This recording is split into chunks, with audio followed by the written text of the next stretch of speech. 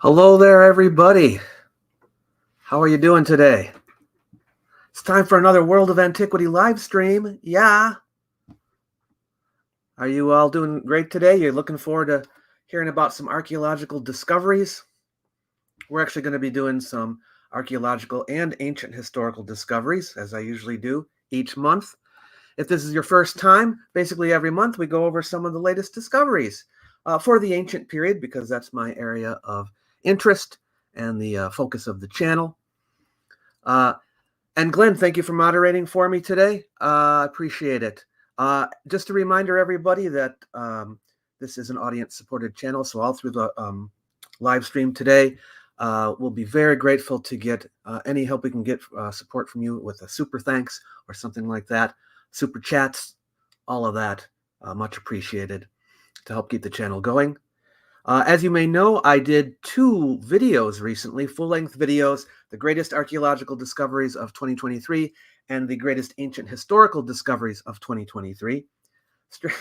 This always happens every year, but I got 400,000 views on the archaeological discoveries video, and I have about 30,000 views on the ancient historical discoveries video. Now, if you actually watch them, as maybe some of you already have, they're, the historical discoveries are just as good, but for some reason everyone clicks on the archaeology one. Just that one little change in title makes a huge difference. I don't know why. But in today's stream, we're going to be talking about archaeological and ancient historical discoveries, and I think we've got some interesting ones this month.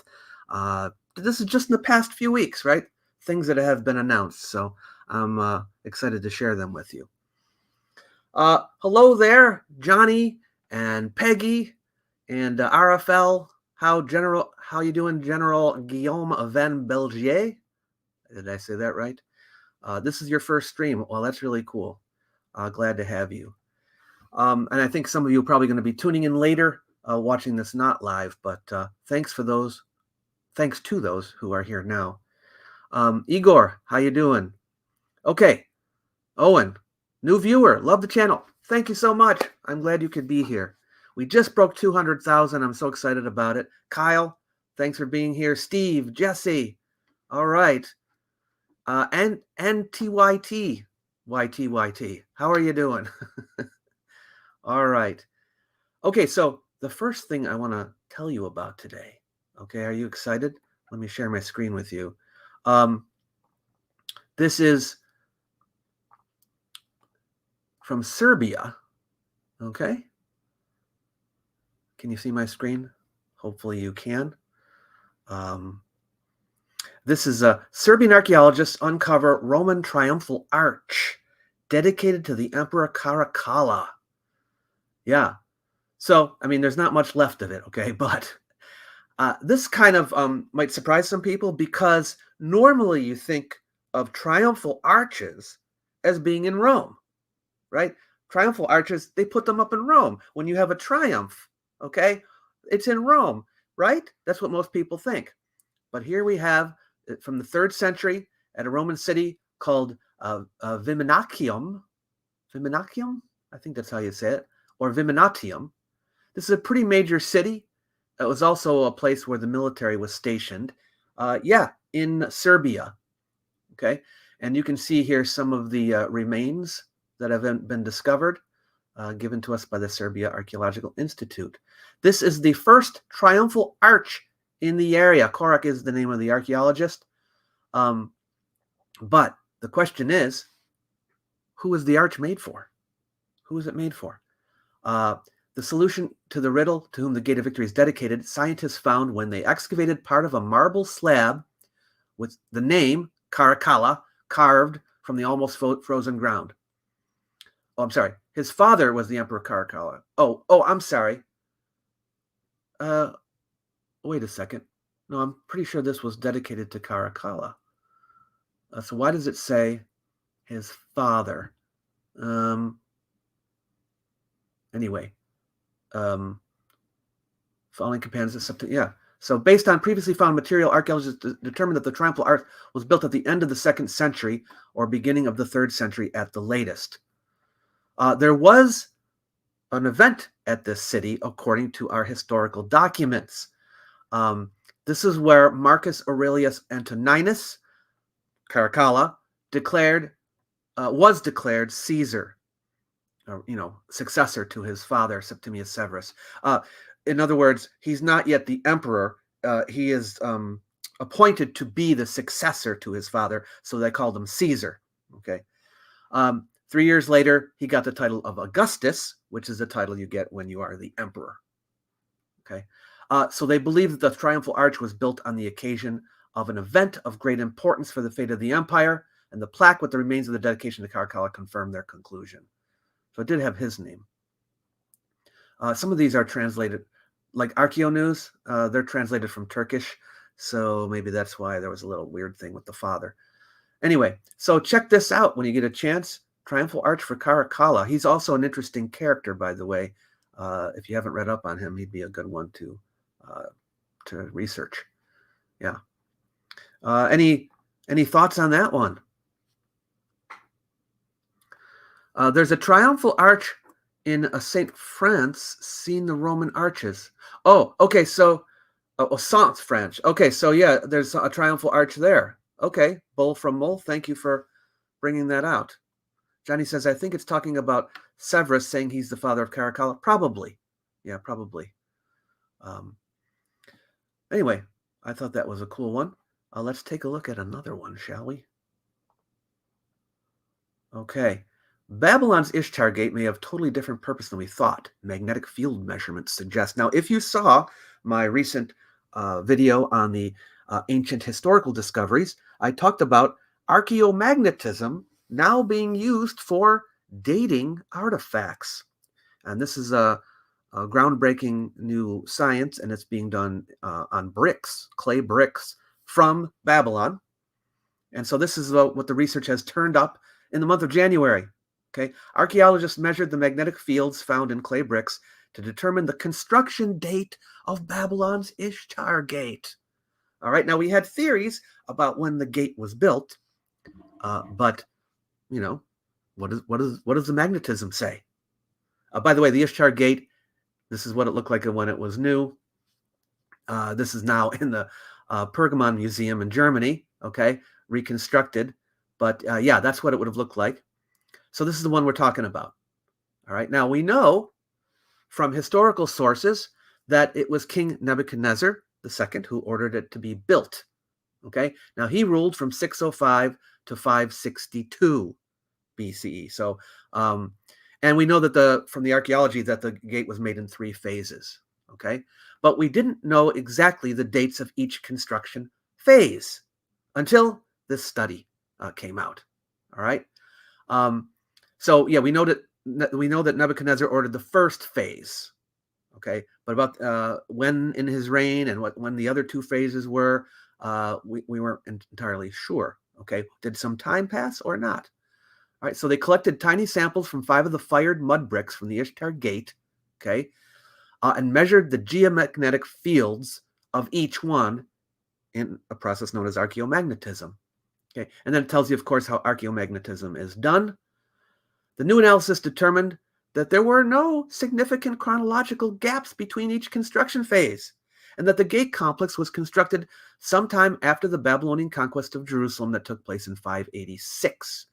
Okay, during the conquest, the Babylonians destroyed Solomon's temple, burned down the city, and exiled the Jews to southern Mesopotamia, Babylonia. Okay, well, it came out. The measurement said the reconstructions were executed around the same time, 583 BC. So this is 3 years after that. The age is based on the period of the reign of Nebuchadnezzar II, during which the order to build the gate was given. Yeah, so the full study is linked here, so you can check this out. I'm going to put links to all these articles underneath the video, so you can check it out. But I thought that was pretty cool. We're actually using science here to date archaeological artifacts. Okay, cool. Any thoughts on that one? Ford says, hey, Dr. Miano, love your channel. Was curious what you thought are on Nefertiti's bust, fake or authentic? Well, I'm not an expert on that, Ford. I have no reason. Well, I'm going to I'm not going to say anything definitively, except that I hope it is real, okay? Because it's beautiful. I hope it's real. Yeah. There is a triumphal arch in Carnuntum near Vienna. Oh, okay, Sebastian. Thank you. Yes. So these are other examples of arches at other places. I still see the article about Oh, no. No one told. Oh, sorry, everybody. You didn't see. What happened here? I still have the Caracalla one up. Oh, okay. So I'm something's wrong with the sharing. Let me see if I can fix it here. That's embarrassing. I'm going to have to stop sharing and then reshare. Let's see what we can do here. I don't want to have to do each tab separately, but it's only giving me, well, I can do window. Okay, let me try it with window and see if that works here. All right, now what are you seeing? Are you seeing the Babylon Ishtar Gate one? All right. Sorry about that. Okay. You can see it. All right. So let's go on to another one here. Now, when I go to the next one, let me know if it switches. Okay. This is the one that's got a lot of press. Can you see this one on the dodecahedron? Corey says, don't be embarrassed. The rest of us aren't even wearing pants. Okay. Well, I guess it depends on what time of day it is. I hope, you're not doing that if you're at work. Yeah. Roman dodecahedron uncovered by amateur archaeologists in the UK. I know some of you love to talk about how the archaeologists don't know anything and it's the amateurs that get everything done. Well, here's a good example of that, okay? More than 100 dodecahedrons have now been found in northwestern Europe, but archaeologists still don't know what they were used for. Oh, some people love it when you say archaeologists are puzzled. They just can't understand what's going on. It's a mystery to them. Well, this is a real one, okay? They're just calling it a Roman dodecahedron, okay? They found this last summer. This was just some amateurs who dug them up, or the first one anyway. A 12-sided metal shell about the size of a grapefruit, all right? A previous geophysical survey, which had detected underground areas where the Earth's magnetic field had been disturbed, had revealed what looked like a buried pit at the site, and metal detectorists had already found Roman coins and brooches in the same field. Okay, so they knew something was there. Parker, who's Parker? Richard Parker, the secretary of the Norton Disney History and Archaeology Group. Okay, all right. Parker was making a cup of tea when a shout went up from some of the volunteers who just unearthed the dodecahedron in one of the trenches the group made at the site for the 2-week dig. It was our second to last day of the excavation, and up pops this dodecahedron in trench 4. We were completely surprised by it, he said. Yeah, so now, this is, by the way, I want to make this clear. This is a new dodecahedron that was found, but it's not like we didn't know about dodecahedrons before, because over the past 200 years, over 100 of them have already been found in northwestern Europe. Okay, they're from between the 1st century and the 3rd century. All right, but only in the northern territories of the Roman Empire. So sometimes people call them Gallo-Roman dodecahedrons. Gallo meaning Gauls. Okay, they're usually made out of bronze. Okay, although not every single one of them are. They don't have any writing on them. There's no description on them. There's no Roman writings about them. All right, so that's why there's all kinds of different theories about what they could be. Some have proposed that they were toys, dice, mace heads, sling stones, range-finding devices for the artillery. All right.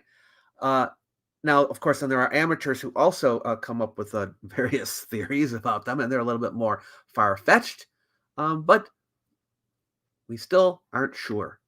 So it's kind of cool, isn't it? Yeah, so you can read up on the Roman dodecahedron. I don't know if you heard about that one before, but it's been on Twitter. I mean, on X. Oh, I knew that. What do I think it is, Matt says. I really don't know, Matt. You know, out of all those theories, okay, it would be cool if it had like a special sophisticated technological use, like they say, like a sighting device or something like that. But, it may just be for a game or something like that. I don't know. I like to use that to roll out the knots in my back. Oh, good idea, Johnny. Maybe that's what it is. The method to make textiles on them has been reconstructed. Oh, okay. So maybe for domestic use then. Yeah. Okay, let's take a look at another one here. This is from China. Secret tunnels over 4,000 years old unearthed in China. They were used in triple defense system, archaeologists say. Okay, so here you can see there's the opening here to a tunnel, but a whole bunch of tunnels have been found. Now, this is at the ancient site of Hochengzui, I think that's how you say it, Stone City in Inner Mongolia, China. Okay, and they are dated to between 4,300 and 4,500 years old. So that's what, 2,300 to 2,500 BCE. Yeah. So this is up in North China, 300 miles west of Beijing. They've been excavating there since 2005. Okay. Wow. You're old when it says, oh, they've been excavating for a few decades now, since 2005. Oh, boy. That just seems like yesterday. Spread across roughly a half square mile, it is the largest and the most heavily protected archaeological site in Inner Mongolia. Meaning heavily protected, it doesn't mean modern protection. It means it was fortified and so forth. Triple defense system involving the main city wall, the main city gate, horse faces, gatehouse walls, terraces, trenches, and moats. So they're really trying to keep people out. All right.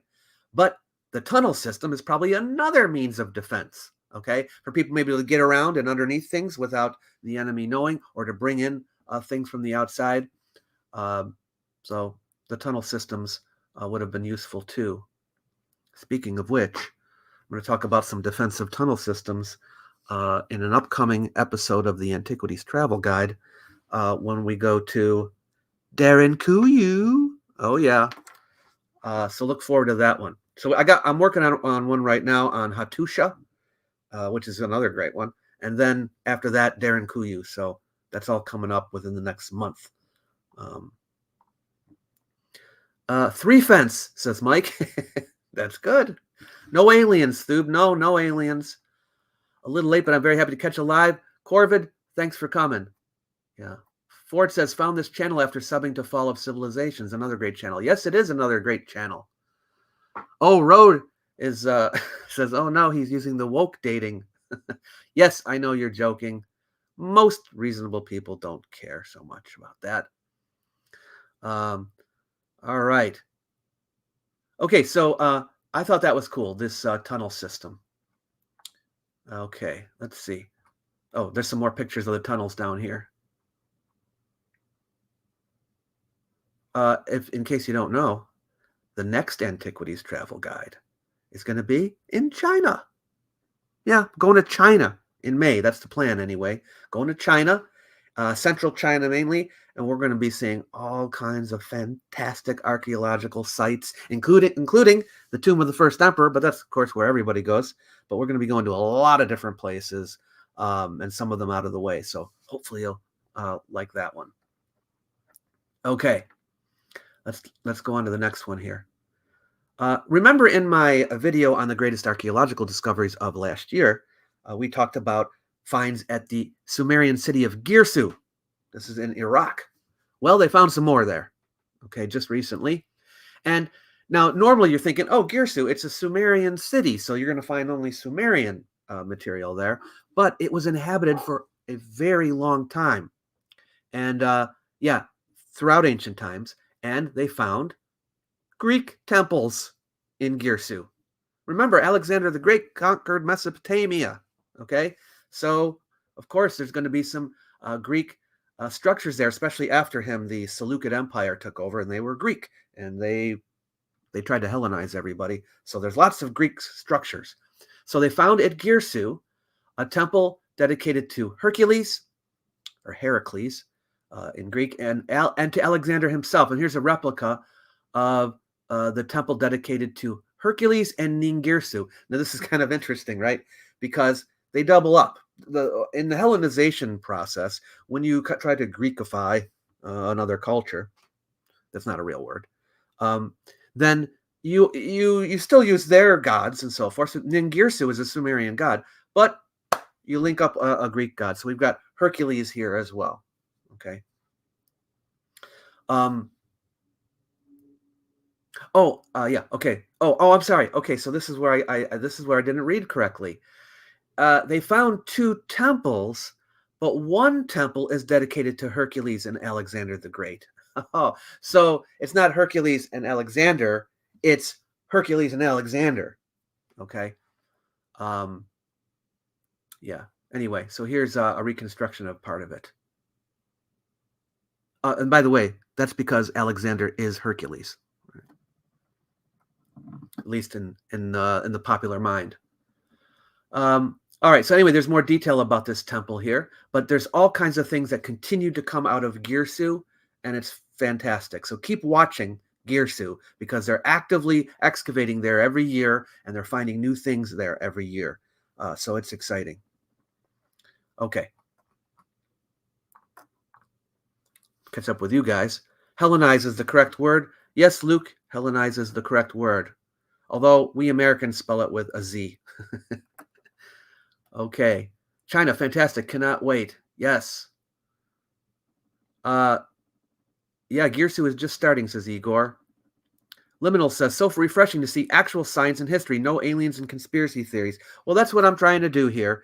And one of the reasons for this regular show every month is because, honestly, there are people who come into my comments, and you hear them on X and all of that, saying things like, oh, archaeologists and historians, they never want to change the narrative. It's always the same. They're sticking to their narrative. There's never any revisions and things like that. And yet every month we find new things and we revise the narrative. Okay. And I kind of want to illustrate that by showing you all the things that we found. And we're like, you know what, everybody? We have to update. We have to update because we found something else. Okay. So we're always updating. Yeah. Have you seen mainstream science and history TV channels? It's a disgrace. Yeah, I mean, when you go to the History Channel, you think you're going to get more mainstream, but that's not always the case, is it? The YouTube algorithm, says Ford, keeps feeding me those junk channels along with the legit ones. I know. Well, the problem is the YouTube algorithm doesn't know the difference, right? They just say, oh, they like ancient. They like ancient, so let's throw the ancient stuff at them. Yeah. Okay. Let's go to another one here. Oh, this is the same one. I think I had more pictures, and no, I guess not. It's about the same. There's an overview of the site. Oh, this is cool. Face of Constantin Roman crucifixion victim revealed. Okay, so this is not an archaeological discovery. This is a scientific reconstruction of a face. Okay, the face of a victim of Roman crucifixion has been reconstructed for the first time. Okay, they found a skeleton in 2017. Okay, he had a nail through his heel, which of course is a sign that he was crucified. Okay, and so Cambridge University bone specialist Corinne Duhigg said it was almost unique. Okay, this is a Roman settlement where he was found. You can see him there.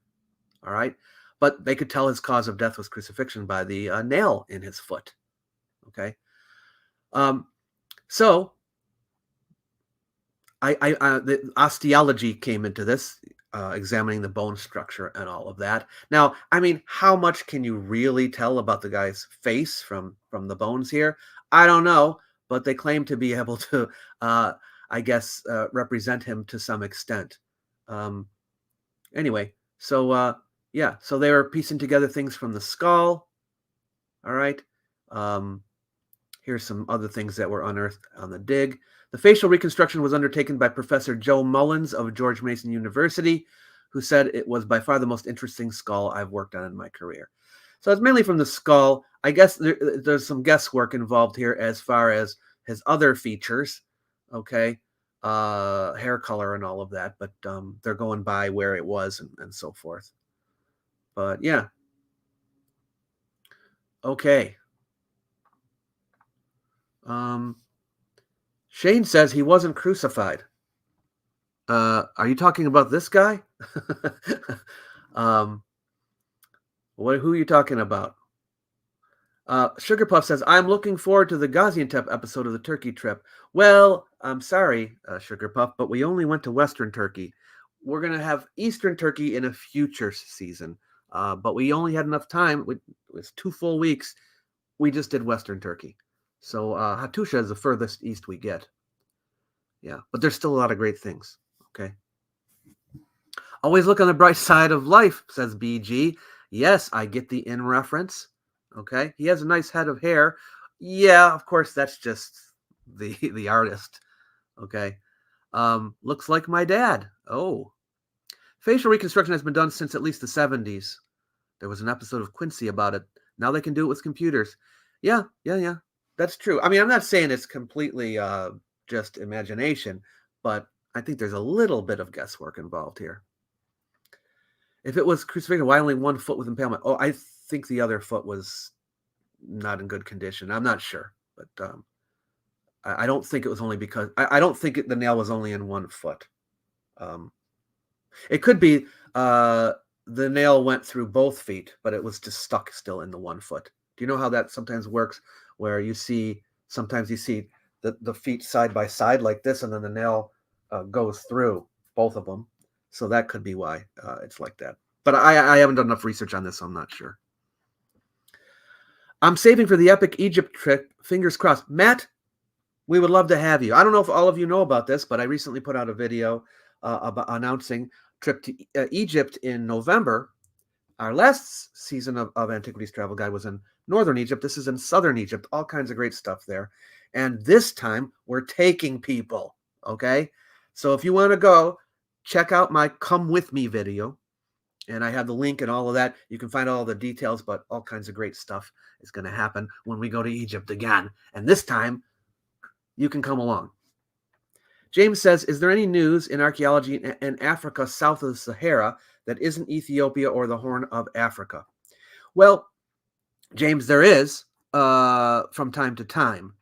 Not constantly, okay? There are expeditions and excavations going on and surveys and things like that, but it isn't, you don't hear a lot, okay?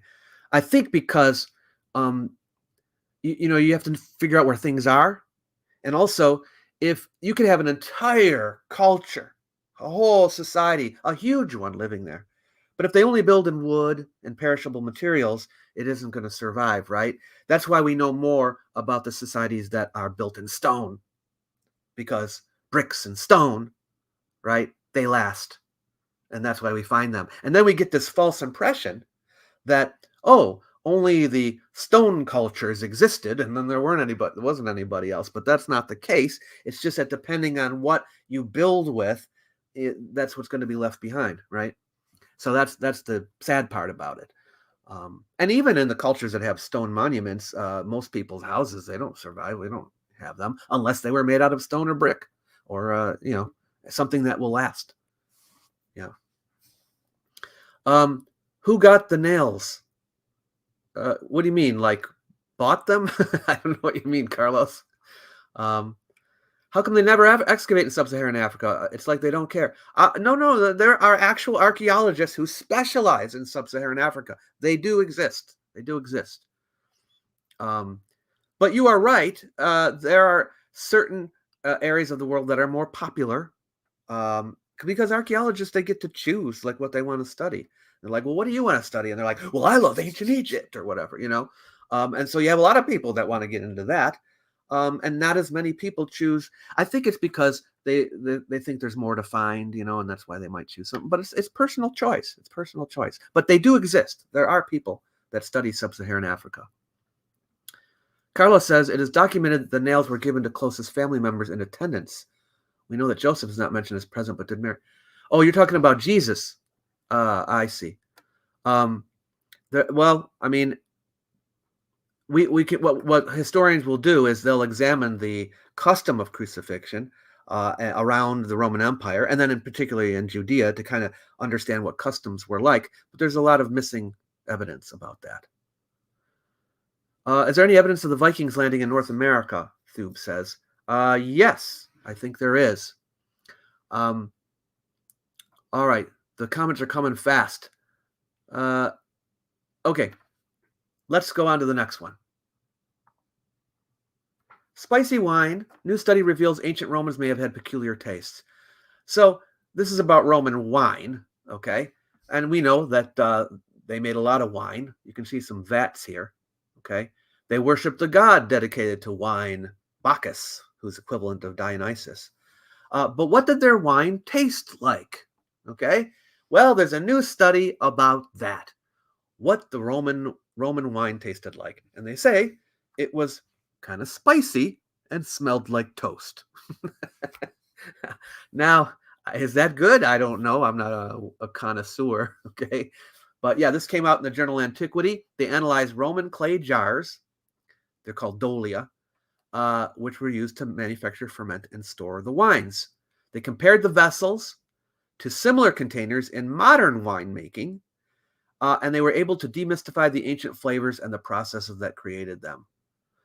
So yeah, there's a whole study about this, how they used the dolia vessels, what the winemaking process was, okay, what they put in it, okay, and they concluded it was slightly spicy, and it smelled like toasted bread, apples, roasted walnuts, and curry.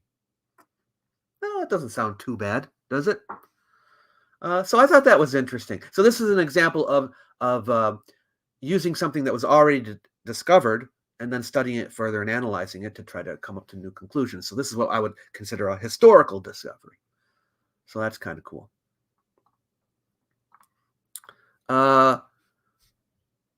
Does it mention which spices? Well, Christian, I think I filled it in near the end there. So you could look up him, and that's all sub-Saharan archaeology, looking at urbanism specifically in West Africa. I think you might be in the middle of a conversation that I missed, but anyway. Sugar Puff says, did crucifixion normally use nails or ropes? Well, I think there's evidence for both, but of course, we don't have ropes that have lasted. We have nails, though. Yeah. Please mention your how-to study ebook. It's very helpful. Oh, thank you, Shane. You're making a plug for me. Yeah. Well, I think a lot of you know that at the end of a lot of my videos, I have this ad for my book, my e-booklet, How to Know Stuff. How to Know Stuff. And if you download it, it's for free. It's just a short little booklet, but it's pretty cool. It's about how to get information, correct information, and not to be misled. But I'm glad you liked it, Shane. Makes me feel good. Let's talk to a sommelier and see what that would pair with. Aha, good idea. Johnny's with all the jokes today. I like it, Johnny. Alan says, what do you think about this new obsession for precision artifacts? Well, guess what, Alan? There's a little something on that in my upcoming video. I have a video coming up this weekend, and it's going to be on not only that, but a few other philosophies of the alt history crowd. And so stay tuned for that, okay? Romans also ate candy made from lead, says Carlos. Okay, so let's go to another one. It's funny, I've had people tell me in the comments section, I don't like those live streams, you know, can't you just get to the point? Can't you edit it down into 5 minutes so I can get the details? But I don't think people like you who are here now think that way, but some people think that way. They want me to edit this down, but I'm not going to do it, okay? You have to sift through the live stream. If you're watching it later right now, you're going to just have to sift through it. Okay, huge 4,000-year-old fortification discovered in Saudi Arabia. Whoa. Okay, so you can see a little bit of it right here. Archaeologists have found a massive ancient fortification enclosing the Khaybar Oasis in the North Arabian deserts. It's one of the two largest fortifications in Saudi Arabia. So yeah, so an oasis, I don't know if you probably could guess, but in Arabia, there's a lot of desert, okay? And people who live there would often, nomadic peoples, Bedouins and so forth, they would travel from oasis to oasis, but sometimes people would live at oases, and little cities would develop around them, or towns, villages, or whatever, but they'd be at the oasis, okay? So people would settle there, and this one was fortified. That means people had the oasis.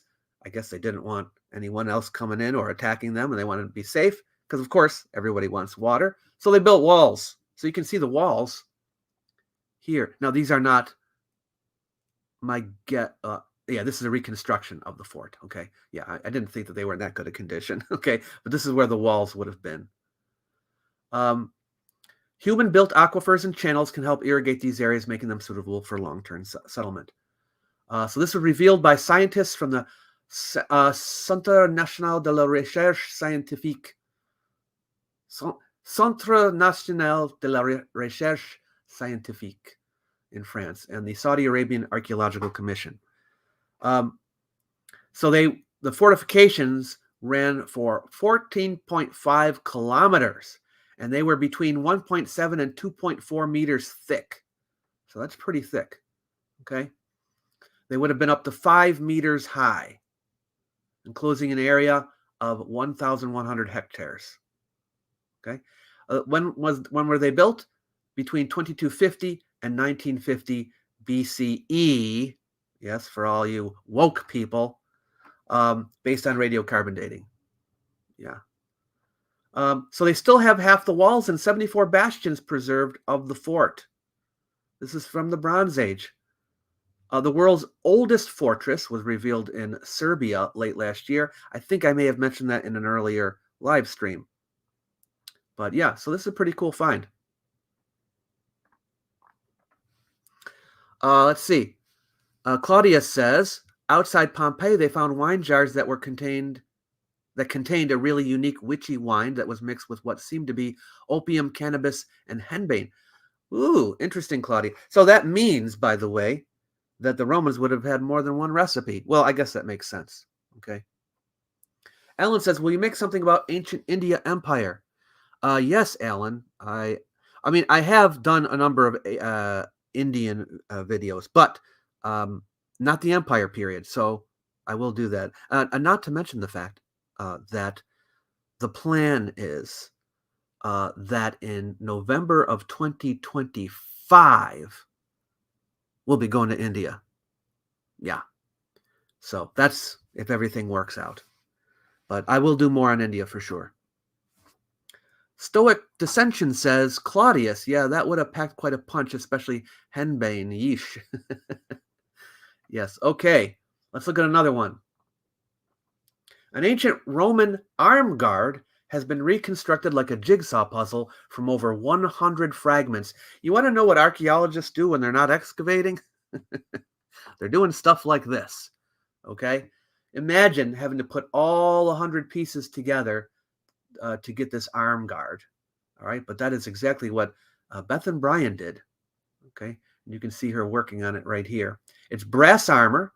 It was discovered in 1906. So yeah, she's going back through very old archaeological discoveries, finding the pieces and putting them together.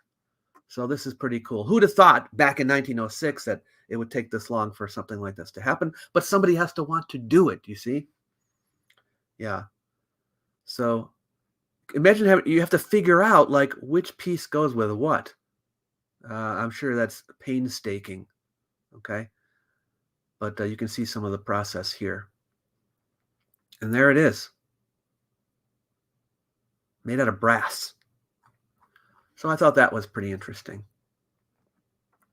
All right, here's another one. Akkadian inscribed brick may reveal Elamite water supply system in western Iran. Wait, what? Okay, so this was found in Iran. There's a brick. It's got an inscription in Akkadian. Okay. The Institute of Archaeology, which made the discovery.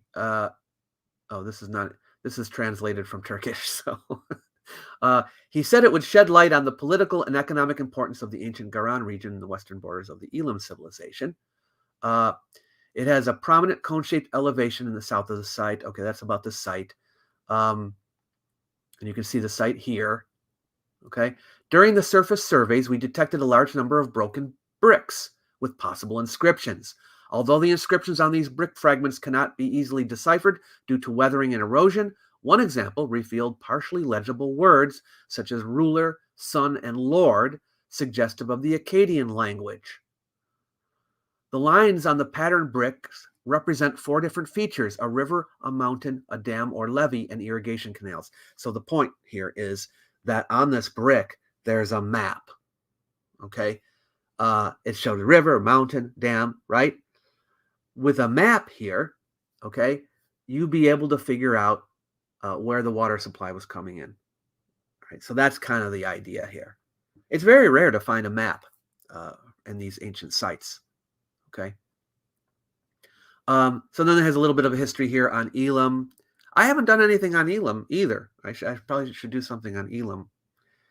I would love to go to Iraq someday. Maybe we can make that happen. But there's part of the map right there. Let's see. Where are we here in our comments? Yeah, they conquered a good bit of the known world in tunics and sandals. You guys are still talking about the Romans. Yeah, that design would make a good basis for an abstract painting. Maybe so. Neo-Akkadians, says Matt. All right, let's take a look at another one. Spanish archaeologists unearthed Ptolemaic and Roman treasures in Minya's Al-Banasa. So anyway, in Minya, there's a number of, this is in Egypt, if I didn't say so. There's a number of rock-cut tombs, areas that have rock-cut tombs. I got to visit a few of them, and this is in that general vicinity. Well, they found a new set of rock-cut tombs, and in them are a bunch of treasures from the Ptolemaic and Roman period. So yes, in Egypt, even later, of course, they were using rock-cut tombs too. And this is, Ptolemaic means when the Greeks were ruling Egypt, and of course when the Romans were ruling Egypt. So it's from a little bit, it's still ancient, but it's from after the dynastic period. And if you're wondering, well, what are Spanish archaeologists doing in Egypt? Well, I don't know if you know this, but in many countries, but in Egypt too, there are missions, archaeological missions that come from other countries to work there. And this is a Spanish mission. There's a Japanese mission working in one place, and there's a Belgian mission working in another place. There are lots of different countries that are working in Egypt. Spanish archaeologists made a groundbreaking discovery of rock-hewn Ptolemaic and Roman tombs, mummies, coffins, golden masks, and terracotta statues. So here's some examples of some of the things they found. This is a video, I guess. Oh, this is an ad. That's all. I have an ad blocker on. The Spanish team from the University of Barcelona and the Institute of Ancient Near East was led by archaeologists Maite Mascort and Esther Pons Miladu. The new discovery is shedding more light on the rich history of the region as the team uncovered a series of rock-cut tombs. Okay, you already know that. Look, there's a nice bird. And here are some interesting images of, well, I'm guessing that's Aphrodite, but I'm not positive. Doesn't say, does it? Oh, you can see some mummies here. Yeah, they were still doing mummies in the Ptolemaic and Roman periods. I mean, Egyptians never left, you know. But you can see some of the finds here. So you can check that out. So I thought that was interesting too. And then we have engraving on 2,000-year-old knife, thought to be the oldest runes in Denmark. So you see this knife here? It has the word Hirila on it. It means little sword. So they're just telling you what it is. All right. but it's 2,000 years old. It's believed to be the oldest runes ever found in Denmark. Yeah. It's using an alphabet of Denmark's earliest written language. It's very small, 8-centimeter long knife found in a grave. Okay. It's an Old Norse. So it's a minor discovery, but I thought that was kind of cool because it was the oldest of something, and it's always cool when we find the oldest of something. And yes, I know I overused the word cool. I apologize. And then they're putting in a train through the Mayan heartland, okay? And so archaeologists are rushing to find things before they destroy it with the train, okay? They're going to be, going right through the area, and a lot of archaeological artifacts could be destroyed. So archaeologists are rushing to find things and get them out of the way before they ruin them. So I'm sure the train is needed. I don't want to poo-poo the idea of the train, but when it's going through a land rich in archaeological heritage, some things are going to get lost. But anyway, so I thought I would just point out that they found this. Archaeologists who are digging in the area where the train's going to go through found a depiction of the corn god of the Maya, the maize god. Okay. Look at this. Now, I don't know what it says in Turkish. This is, again, Archeo News, so it's translating from Turkish. But it's not an Egyptian god, okay? They didn't have maize in Egypt, so I don't want to confuse people, okay? It's a Maya god, all right? But anyway, there's the Maya corn god, the maize god. Yeah, so again, it's a minor discovery, but I thought it was interesting, and also wanted to draw attention to the rush to find things where this train is going.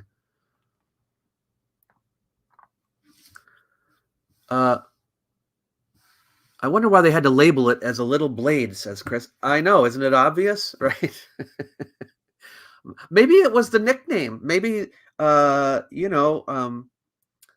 was the name of Arya Stark's sword? Was it, she named it something like that. Maybe it was the name of the sword. Who knows? Prince of Sheba says, is it true that Robert Sepperman said the mummies had red hair and were white people?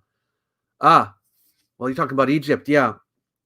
Well, he doesn't know what he's talking about, of course. And the fact is, once the Greeks started coming in and becoming part of the Egyptian population, of course, there are going to be some Europeans there. Better a train than a 4-lane highway, at least, says Episto. That's true. Yeah. Sugar Puff says, are the Yucatan underwater ruins Atlantis, or are they just rocks like Yonaguni? Forgive my ignorance here, but what Yucatan underwater ruins? I do know that there are Maya ruins that have gone into the sea, but is that what you're talking about, or anything? Are you talking about some specific find from somewhere? Anyway, let me know. Thoob says, seems like everything had a god for it. That is true. There was a god for everything. Yes. Anything that you might want. Okay. That Maya train is damaging a lot of ancient history. Yeah, but also, it might actually help tourists to go to Maya sites, draw more business into the area, which brings in more money, which can result in more excavations. So there's always an upside, but yes, there's a downside too. Needle, Luke, you're right. She called it needle. Oh, yes, all of you are telling me needle. Yes, thank you for reminding me. Okay. There was a pharaoh who was closest to modern Irish and Brits. Well, there's a little bit of dispute about the validity of the DNA testing. I think you're talking about King Tut, aren't you? So the jury's still out, I think, on that, but you know what? I should do a video on it. I actually have it on my agenda to do a video on the ethnicity or race of the Egyptians. And the answer is extremely complicated, but I probably should do one because everyone wants to know. Between Mexico and Cuba, there's some underwater ruins rock formation. Yes, Oh, is that what you're talking about? Yeah, those are fake. Well, they're not fake. They're misinterpreted. Um, the ones that you see a picture of online, Sugar Puff, that's fake. Okay, that's a fake. That's just a drawing made of what they could look like, but that's not the actual image. Do you believe the Olmecs show African people reaching? No, I do not. I actually did I do something on this? Oh, I interviewed an Olmec archaeologist, um, and I can't remember now the name of the video. And we talked about this question, but um, the problem is most of the discussion about whether the Olmecs are Africans is based on what the Olmec statues look like. And that's just not enough, especially considering the fact that the Olmec statues also look like indigenous people. So, and also you can't just say pyramids here, pyramids there. That's not enough, right? So, it's generally thought by archaeologists that the Olmecs were indigenous. Yeah.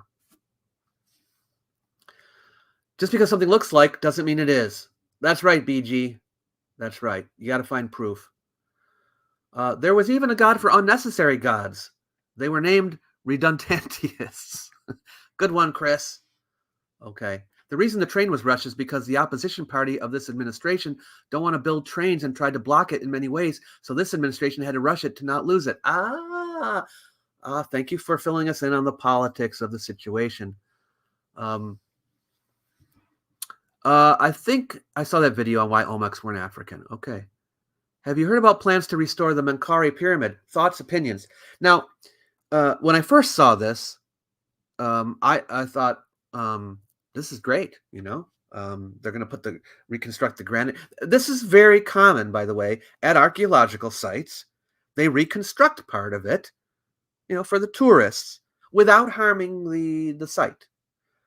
When I went to Hattusha, they had a reconstructed part of the wall, you know?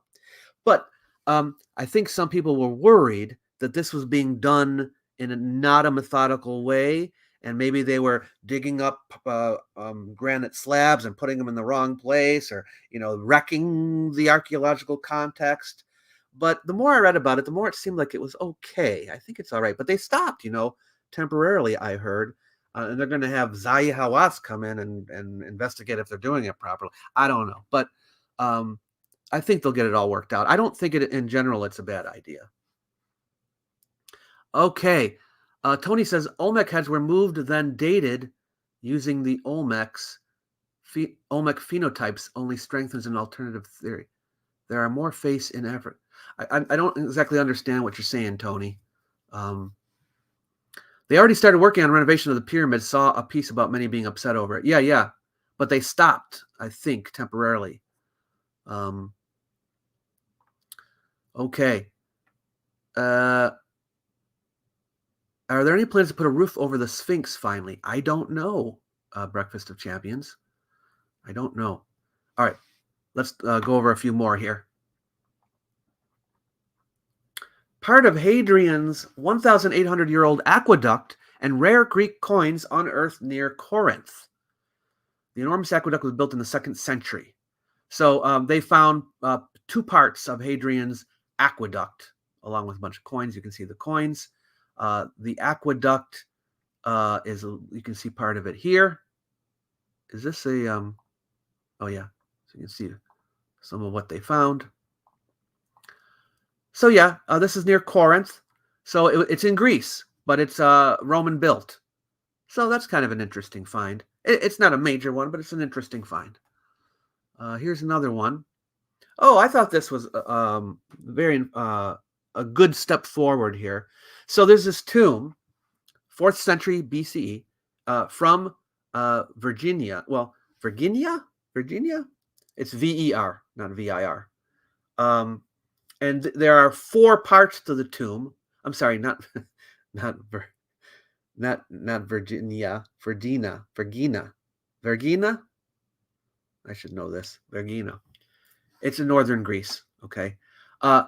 Anyway, this is Alexander the Great's family's tombs. Okay.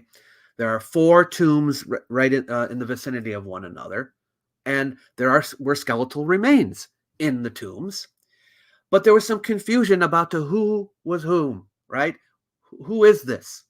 All right. So this article talks a little bit about whose bones are in there, but the more recent study here has identified the members of tomb number 4 specifically, but it also fills in things about who are in the other tombs.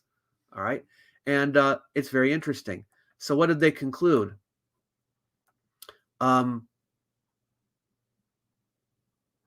Wait a minute. Where is the conclusion here? I just read it.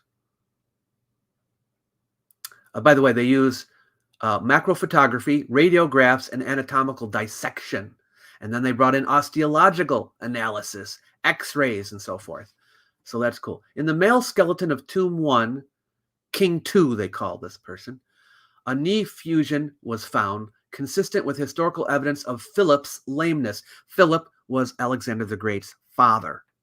Researchers also discovered that Tomb 1 contained the bones of a man injured in the knee, as well as the bones of a woman and an infant who were only a few days or week old at the time of death. The male figure is Alexander the Great's father, right? Philip. The fact that the baby was extremely young is consistent with the story of Philip's assassination in 336, because he got married shortly before he died. So this probably is a child of his. Immediately after the assassination, Olympias, that's Alexander's mother, killed Cleopatra and her baby. That's his new wife. So that could be them. I'm sorry, did I say Tomb 4? It's Tomb 2. Yeah. But anyway, there's a whole study linked that tells you who's in which tomb. Just so you know, no Alexander. Okay, it's Alexander's family, no Alexander. If you're thinking like, oh, they found the tomb of Alexander the Great. No, they didn't. But they have members of his family. Yeah.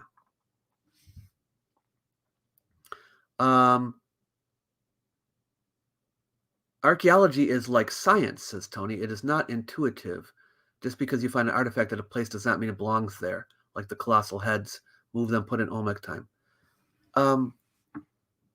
Well, archaeology is both a science and a humanity, and it uses both deduction and induction. So, yeah, there's room for both in it for sure. Their writing is found in the area, but it has never been decoded. What writing are you guys talking about? I might have to go back and look. You're still talking about the Olmecs. Yeah. One thing to keep in mind about the Olmecs in Africa, or there's also the Asia hypothesis. They came from Asia, or whether they're indigenous. Our own identity today is not connected to this at all. Okay? It doesn't make us a better person or a superior person or justify our own personal individual existence if the Olmecs are African or if they're indigenous or if they're Asian or whatever. It's irrelevant to all that. So there doesn't need to be any emotional investment in what the answer is. What you do is you study the evidence, you figure it out, and then you draw a conclusion, and it should have nothing to do with how we feel, right? This is just evidence-based history, okay? And that's all. Monuments are in the shape of a cube today because it is the best current system at the ancient time, the best known and possible building system for large buildings, or the pyramids. I see. So you're comparing today to back then. Yeah, back then, making a building that was large at the bottom and smaller at the top was the best way to get it to stand for a long time. But today, we know how to do it in more rectangular shapes, and it's easier for us to do it that way. You are right, Silverado. Okay. All right, so let's go on. I got just a few more I want to show you. Okay, this is Bog Body. Human remains are 2,000 years old. So you know how sometimes we find bodies in bogs? This is, I think, one boy, a teenage boy, was found in a bog. Okay, this is in Ireland. Okay, so they examined the remains, and it was carbon dated to 2,000 to 2,500 years. All right, so it's kind of interesting. that they were able to date the teenage boy. He was between 13 and 17 years old at the time of his death. And his remains are very well preserved. Well, you might know of better bog bodies that are preserved, but for bodies, generally speaking, it's fairly well preserved. Yeah. So I thought that was interesting. And then we have ancient fortifications revealed underneath Bronze Age village on Italian island. So this is the island of Ustica, as I recall, just north of Sicily. Yeah, here we go. There's a village here called Villaggio dei Verglioni, and they found a Bronze Age settlement with fortifications around it. This is a new find on this island, okay? People living there in the Bronze Age. So I thought that was another interesting discovery.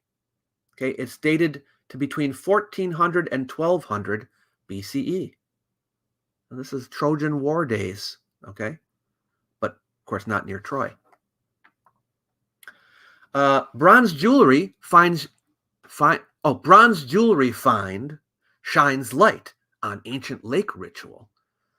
So this is in Poland, okay? There was a dried out lake, and they found within it 550 bronze artifacts and skeletal remains. They are over 3,000 years old, okay? Now, what ritual are they talking about? Okay, this is the people are from the Chelmno culture, okay? This is late Bronze, early Iron Age. They lived there between 1200 BCE and 450 BCE. I'm sorry. Oh, it's a Chelmno group is the region, and then the Lusatian is the culture. Yeah, I think the Chelmno group is the larger group, and the Lusatians are the smaller group within it. Anyway, so here you can see some of the excavations, but it suggests a link between burial and metal rituals, which were used in usually made in large bodies of water. Okay, here is where it is located. All right. Oh, no, over here where the square is. Most of the artifacts uncovered appear to be arm and neck jewelry, as well as what could have been a woman's outfit. The remains of 33 humans appear to have been put in the lake before the metal was, suggesting that the dead were buried here before the metal rituals were made. It's the opposite. The Lusatian culture is the larger group, and the larger culture, and the Chelmno group is smaller within it. But the new research has completely changed archaeologists' perception of these ancient people. They have dubbed this find one of the most eloquent testimonies of ritual activity from the Lusatian period in Poland. So you can read up on that if you'd like. Two more. Now this one is a rediscovery. You wanted to know anything about Africa here. Now this is Nubia. Nubia. There was a site in Nubia, a cemetery, that was studied in the early 20th century. It was excavated here. You can see parts of the remains here. Okay, human remains. These are tombs from the early that were found in the early 20th century. Okay, but all the records that the archaeologists kept of their work there was lost. Okay, it has been lost since World War II. In fact, they thought that the records were destroyed, and we don't have any more records of what was going on, what their finds were there. You know how archaeologists keep track of everything. They take all the data down and all of that. Gone. Well, a modern researcher, Jenny Metcalf, she's an Egyptologist from the UK. She works on Nubia, and she wanted to know more about this site, and she was just searching through libraries and so forth, and she found hidden in an archive at the University of Cambridge the report, Archaeological Survey of Nubia, Season 2. It's not the whole thing, it's just Season 2, but she found the book with all of the records of the survey, and now it allows her to do her work on this. So I thought that's kind of interesting. it's a modern thing that was discovered, but it's about the archaeological dig. So that's pretty cool. And then finally, I wanted to tell you about this inscription that was found on an ancient Dacia Sphinx. It was deciphered. You might think, like, with an inscription like that, it would be easy to read, but it is not easy to read because some of the letters were difficult to recognize. This was a bronze Sphinx statue. I don't know why they don't have the real picture of it, but here's a drawing of it. It's from the 3rd century. It was discovered in Dacia. Dacia was a Roman province. It was conquered by the Emperor Trajan. And they found this here way back in the early 19th century. So this is the early 1800s when this was found. Okay. The statue was stolen from a European count around 1848. Oh, that's why. Oh, I forgot. Okay. The Sphinx was never found. All we have left is the drawing. So it was stolen. Maybe somebody has it somewhere. So all we have is the drawing. Anyway, what does the inscription say? Well, they figured it out. It's an unusual poem. And this was published in this journal here. It was determined that the inscription around the base was written using the archaic Greek alphabet. However, the phonetic values of the Greek alphabet create a text that is meaningless in Greek. Therefore, the meaning of the inscription has puzzled scholars. They failed because it likely read from left to right, an unusual departure from older norms. The printer was most likely trying to express something in a language other than Greek using an archaic Greek alphabet. The phonetic values of the archaic Greek alphabet record a short rhythmic poem in Proto-Hungarian. So here's what it says. Behold, behold, worship. Behold the holy lion. Now, yeah, it's not, it's not revealing anything you wouldn't expect, okay? But it is cool, right? We didn't know what it says. They figured out, wait a minute, they're using the archaic Greek alphabet for Proto-Hungarian, and it's written backwards. I mean, so it's kind of a cool discovery, right? I thought that was interesting too. Yeah, Dacia is Romania. I'm in Dacia right now, says Will. Modern Romania, yes. Okay. Shane says you got to go. Okay, Shane, have a great day. Profound, not telling us if there are aliens. Okay. Proto-Hungarian. Uh-oh, don't tell the Romanians that. They won't be happy. Oh, right. Hungarian and Romania, right? Didn't the Hungarians officially enter Europe? Yeah, they did. You're right, Christian. Why are they here so early? But maybe it's possible? I don't. Well, the Huns, right? The Huns are related to the Hungarians. So maybe that's the connection. Yeah. Hey, Dr. Miano, what state, if any, do you think built the walls for the fortified oasis in northeastern Arabia? Oh, well, I don't know if it was a state. I think this settlement could have been completely independent, and that would be my guess. Yeah. Thomas says, of all ancient artifacts that have been found, what percentage do you think are in private collections and have not been shared with the outside world? A lot. But percentage-wise, no, I don't know. But I would say definitely under 50. I would say maybe 20%, something like that. 70 has been mentioned, which is no, I don't think it's that high. Really? Well, I suppose a lot of earlier discoveries would. I don't know. It seems like that seems high, Thomas. Maybe the drawing is off. That's also possible, Stips. Igor says, I'm currently writing my master thesis about Göbekli Tepe. Oh, okay. Awesome. I want to see it when you're done. Fascinating afternoon, Dr. Miano. Keep us updated. Okay, Steve. Thank you, everyone, for coming. If you're able to give a donation as a super thanks or super chat, I'd really appreciate it. It helps the channel out and helps keep things going. This is my full-time job, by the way. I do teach at the local college, but that's part-time. This is my bread and butter, this channel. So it'd be much appreciated.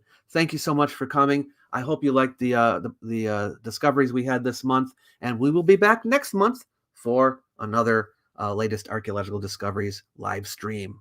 Thank you all for coming.